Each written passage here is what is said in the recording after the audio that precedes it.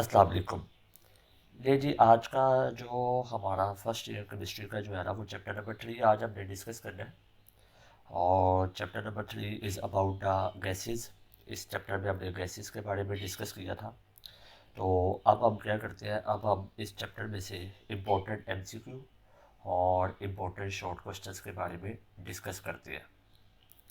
अच्छा, ये important MCQs और इम्पोर्टेंट शॉर्ट क्वेश्चंस और इम्पोर्टेंट न्यूमेरिकल्स इस चैप्टर में से, जैसा कि बोर्ड में न्यूमेरिकल्स आने हैं तो फिर मैं न्यूमेरिकल ही डिस्कस करूँगा। लॉन्ग क्वेश्चन में न्यूमेरिकल आना है, थ्योरी नहीं आ रही।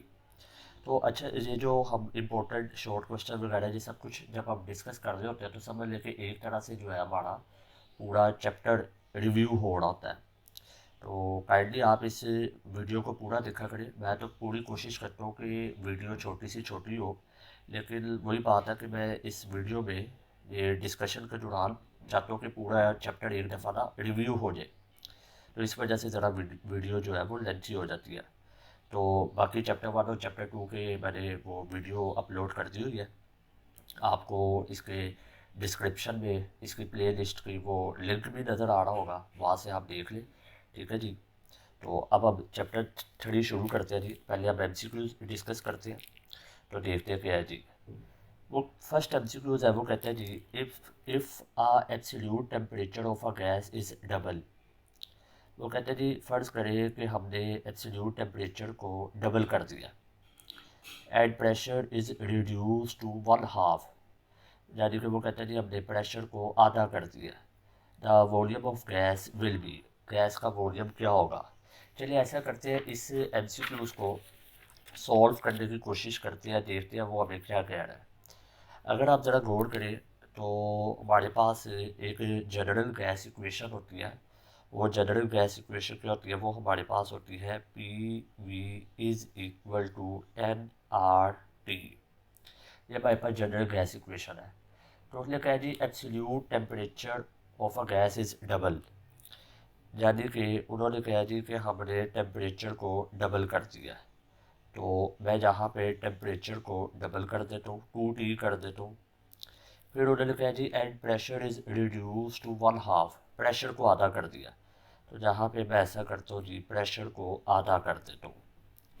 ठीक हो गया, ये मैंने प्रेशर को आधा कर दिया।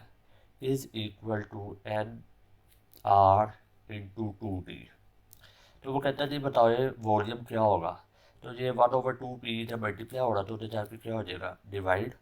तो ये आ जाएगा N R into 2T divided by 1/2 into P.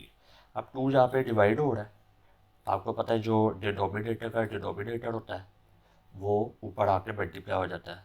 तो ये आ जाएगा N R 2T multiply by 2 divided by P. P one के साथ मल्टीप्लाई होगा तो वो पी ही रहेगा।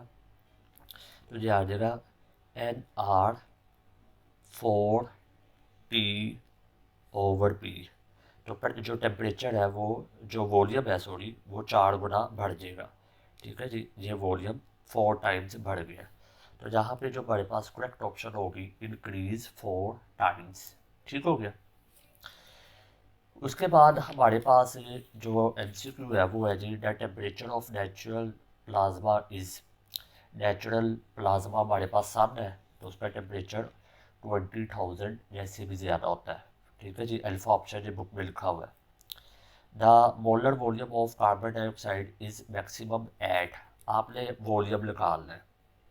ठीक है जी।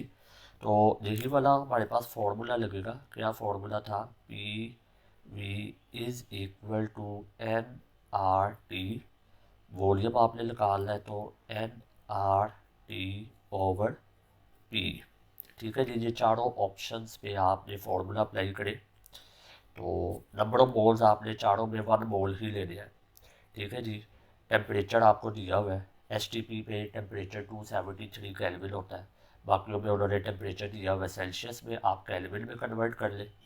और प्रेशर भी उन्होंने दिया हुआ है। आर अब हमने जहाँ पे कौन सा देना है, यहाँ पे हमारे पास सब में प्रेशर जो है वो एटीएम में है। तो लिहाजा हम यहाँ पे जो आर की वैल्यू लेंगे, वो आर की वैल्यू हमारे पास कौन सी होगी, वो आर की वैल्यू होगी R is equal to 0.0821 ATM decimetre cube पर केल्विन पर मोल। ये हमारे पास आर की वैल्यू इस्तेमाल होगी। आपने नंबर ऑफ मोल्स 1 मोल ही ले लिया सब में, चारों ऑप्शंस में, और चारों ऑप्शन में टेम्परेचर और प्रेशर बताया हुआ है, तो आपके पास जो करेक्ट ऑप्शन निकलेगी वो बीटा होगी। ठीक हो गया जी। उसके बाद है जी the partial pressure of oxygen in the air. Air में जो ऑक्सीजन का पार्शियल प्रेशर है वो 159 टोन है, जबकि हमारे लंग्स में 116 टोन है, जिसकी वजह से oxygen high concentration to low concentration पे जाती है, यानी कि एयर से कहाँ पे जाती है, लंग्स में जाती है। ये बात हमने application of Dalton law of partial pressure में पढ़ी थी। वो कहते हैं जी the value of general gas constant R in decimetre cube ATM per kelvin पर मोल, ये भी आपको बताया है। ये हमारे पास बी ऑप्शन होगी। अच्छा, आर की और भी मैं आपको वैल्यूज़ बता देता हूँ। यहाँ पे हमारे पास आर की सिर्फ एक वैल्यू दी है।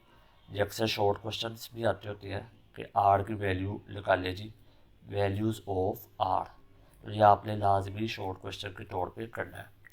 आर की हमारे पास पहली जो वैल्यू है, फर्स्ट वैल्यू जो है आर की, वो हमारे पास है R is equal to 0.0821 ATM decimetre cube पर केल्विन पर मोल।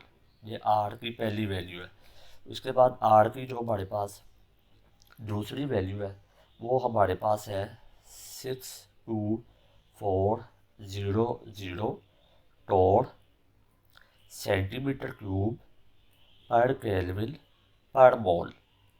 उसके बाद जो हमारे पास आर की तीसरी वैल्यू है, थर्ड वैल्यू, वो हमारे पास है R is equal to 8.3 newton metre पर केल्विन पर मोल।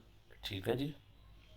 उसके बाद आर की जो हमारे पास फोर्थ वैल्यू है वो हमारे पास है जी R is equal to 8.3 newton metre joule के इक्वल होता है पर केल्विन पर मोल। उसके बाद आर की जो हमारे पास फोर्थ वैल्यू है वो हमारे पास है R is equal to 1.98 calorie पर मोल या पर केल्विन पर मोल।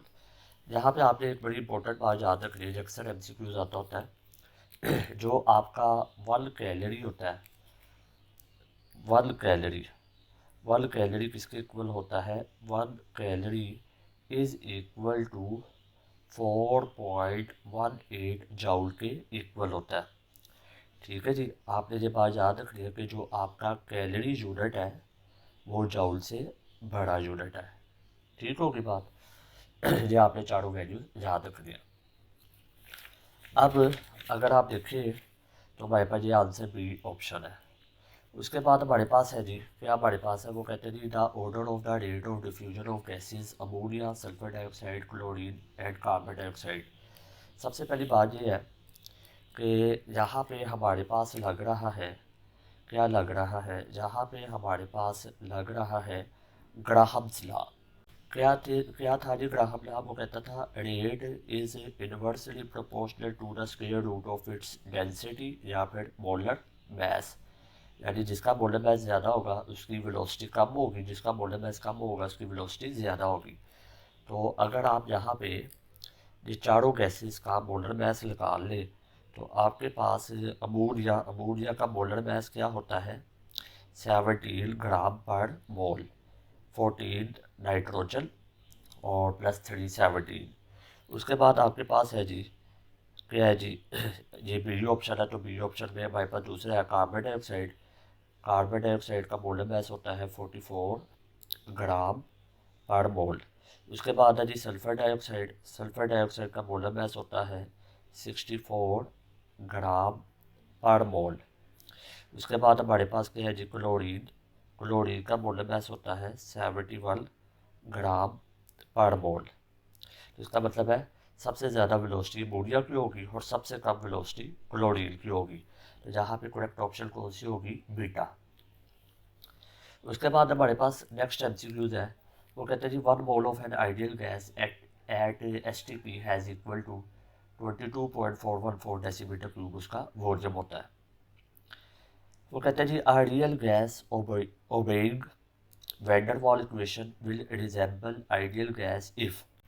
उसके कहने का मतलब ये है कि जो एक हमारे पास रियल गैस है वो आइडियल गैस कब बनेगी, जब वो वैन वाल इक्वेशन को ओबे कर रही होगी। तो सबसे पहले आप देख लें कि वैन वाल इक्वेशन हमारे पास होती क्या है। वैन वाल इक्वेशन हमारे पास होती है P plus N square into A over V square, ठीक है जी, into V minus N B is equal to NRT, ठीक है जी। अब ये हमारे पास वैन वाल इक्वेशन है, तो ये जो अभी हमने ऊपर पढ़ी थी ये हमारे पास जनरल गैस इक्वेशन है, आइडियल गैस इक्वेशन है। ये रियल गैस इक्वेशन है, ये आइडियल गैस इक्वेशन है। तो मैं चाहता हूँ कि ये जो इक्वेशन है ये आइडियल गैस इक्वेशन में कन्वर्ट हो जाए। तो मैं यहाँ पे क्या करूँगा, मैं यहाँ पे ए को ज़ीरो करूँगा यानी फोर्स ऑफ अट्रैक्शन को ज़ीरो करूँगा, बी को ज़ीरो करूँगा यानी कि साइज ऑफ मॉलिक्यूल को ज़ीरो कर दूँगा। तो हमारे पास क्या होगा, जब मैं यहाँ पे ए को ज़ीरो कर दूँ तो ये पूरा फैक्टर ज़ीरो हो जाएगा, बी को ज़ीरो करूँगा तो ये ज़ीरो हो जाएगा। तो ये हमारे पास जो इक्वेशन है वो कन्वर्ट हो जाएगी PV is equal to NRT। इसका मतलब ये है कि अगर आपने रियल गैस को आइडियल गैस बनाना है तो उसका जो फोर्स ऑफ अट्रैक्शन है उसको मिनिमम करने की कोशिश करें और जो उसके साइज ऑफ मॉलिक्यूल है उसको भी मिनिमम करने की कोशिश करें। तो यहाँ पे हमारे पास वो कहते हैं जी कि आपकी रियल गैस आइडियल गैस तब होगी जब both A and B are small, जब फोर्स ऑफ अट्रैक्शन और B size of molecule small value होगी तो वो आपकी आइडियल गैस में कन्वर्ट हो जाएगी। उसके बाद है MCQ नंबर 9। क्या MCQ नंबर 9 है, वो कहते हैं जी equal masses of methane and oxygen are mixed in an empty container at 25 degree Celsius. अब वो क्या कहते हैं, इक्वल मैसेज है। तो ऐसा करते हैं हम जहाँ पे पहले देख लेते हैं MCQ नंबर हम 9 सॉल्व कर दें। लेट लेट कर लेते हैं कि हमारे पास मैस ऑफ ऑक्सीजन, ऑक्सीजन का मैस मैं कह लेता हूँ जी X है।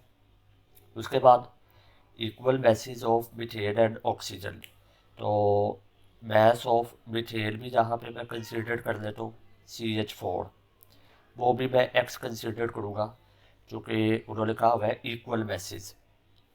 अच्छा आगे स्टेटमेंट पढ़े, वो कहते हैं जी the fraction of total pressure exerted by oxygen, यानी कि एक कंटेनर में ऑक्सीजन और मीथेन गैस को मिक्स किया गया।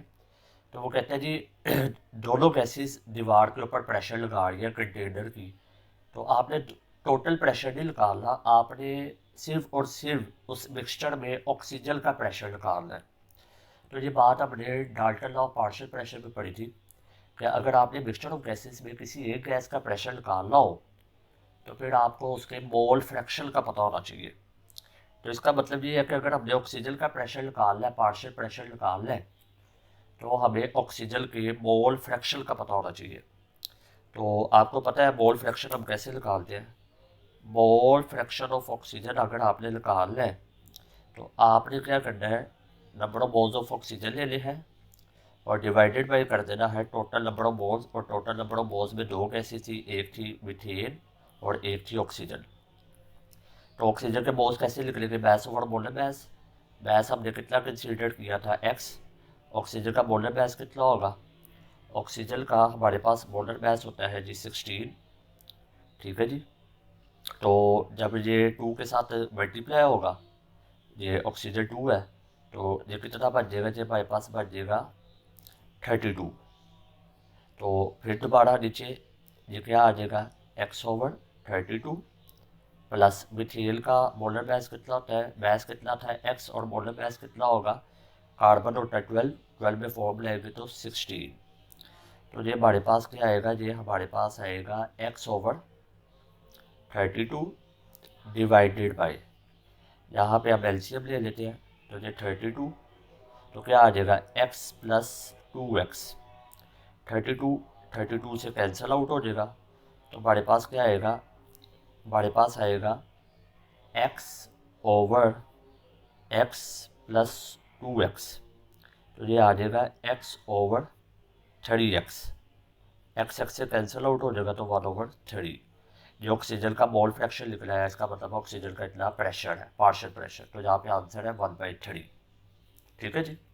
ले जी अगला एमसीक्यू डिस्कस करते हैं। एमसीक्यू नंबर 10 है, the highest temperature at which a substance can exist as liquid state at it critical pressure is. तो ये हमारे पास होगा क्रिटिकल टेम्परेचर। क्रिटिकल प्रेशर पे जो टेम्परेचर होता है वो क्रिटिकल टेम्परेचर होता है, और क्रिटिकल प्रेशर पे जो वॉल्यूम होता है गैस का, उसको हम कहते हैं क्रिटिकल वॉल्यूम। ऐसे unit of pressure is newton per metre square, ये तो आपको पता होगा। Which gas will diffuse more rapidly among the following, जिसका वॉल्यूम है सबसे कम होगा वो सबसे ज़्यादा डिफ्यूज़ करेगी, हाइड्रोजन। उसके बाद है plasma are found everywhere from sun to quarks. ये क्वार्क्स ये जो होते हैं एटम के बीच में सब एटॉमिक पार्टिकल्स होते हैं, और सब एटॉमिक पार्टिकल्स के बीच में क्वार्क्स होते हैं, जिसको कहते हैं। उसके बाद है जी the deviation of gas from ideal behaviour is maximum at, यानी कि गैस जो है वो आइडियल बिहेवियर से हट जाए। गैस आइडियल बिहेवियर से कब हटेगी, जब उसके बीच में इंटरमोलिकुलर फोर्सेस पैदा होगी। तो इंटरमोलिकुलर फोर्सेस तब पैदा होती हैं जब टेम्परेचर लो से लो और प्रेशर हाई से हाई हो। तो जहाँ पे सबसे कम टेम्परेचर जो है वो ए और बी में है, और सबसे ज़्यादा प्रेशर ए में है, तो करेक्ट ऑप्शन हमारे पास ए होगी, क्योंकि जहाँ पे टेम्परेचर सबसे कम है और प्रेशर सबसे ज़्यादा, तो जहाँ पे गैस के मॉलिक्यूल्स के दरमियान इंटरमोलिकुलर फोर्सेस पैदा हुई होगी। तो ये हमारे पास सारे एमसीक्यूज डिस्कस हो गए। शॉर्ट क्वेश्चंस अब आप देख लीजिएगा। बोइजला है, प्रेशर है, एब्सोल्यूट ज़ीरो, ये सारे शॉर्ट क्वेश्चंस के आंसर आपको जो है वो नोट्स में मिल जाएंगे। Graham law, molar volume, diffusion और डिफ्यूजन, बोइजला का ग्राफ उन्होंने पूछा हुआ है। डाल्टन लॉ की एप्लीकेशन पूछी हुई है। लाइटर गैस डिफ्यूज़ जल्दी करती है, ग्राहम लॉ पूछा हुआ है। उसके बाद हमारे पास और भी शॉर्ट्स हैं। वो कौन से हैं, critical temperature, critical pressure, temperature, pressure correction, ठीक है जी, deviation of ideality of gases, John Thomson effect, Avogadro law, plasma, van der Waal equation, units of A and B, ये बड़े इंपॉर्टेंट शॉर्ट क्वेश्चन है। Application of plasma, calculate density, ठीक है जी, ये आपने सारे शॉर्ट क्वेश्चन याद कर लेने। लॉन्ग क्वेश्चन अब इस चैप्टर में से थ्योरी नहीं आनी, तो आपने नहीं करना, लेकिन ये वाला लाजमी कर लीजिएगा। P V is equal to N R T, calculate the value of R, आपने आर की वैल्यू कैलकुलेट करनी है, ये अक्सर शॉर्ट क्वेश्चन में आता होता है। न्यूमेरिकल आपने करनी है जी, इसमें से न्यूमेरिकल आने हैं, कोशिश करें इस चैप्टर की सारी एग्जाम्पल करें और एक्सरसाइज के सारे न्यूमेरिकल करें, ये ज़रा इम्पोर्टेंट है, तो ये आपने लाजमी करनी है। ठीक है जी। अब आपको कोई भी इस शॉर्ट क्वेश्चन में मसला हो तो आप नीचे कमेंट सेक्शन में पूछ सकते हैं। अगर आपको मेरे नोट्स चाहिए हो तो आप मुझे व्हाट्सएप पे मैसेज कर दें, मैं आपको नोट्स भी सेंड कर दूँगा। ठीक है जी। ये वीडियो को लाजमी देखिएगा और लाजमी अपने दोस्तों के साथ शेयर करिएगा, और इससे पहले मैंने चैप्टर 1 और 2 के बारे में भी वीडियो अपलोड किया, इसको भी लाजमी देखिएगा। ठीक है जी। अपना ख्याल रखिएगा। अल्लाह हाफिज़।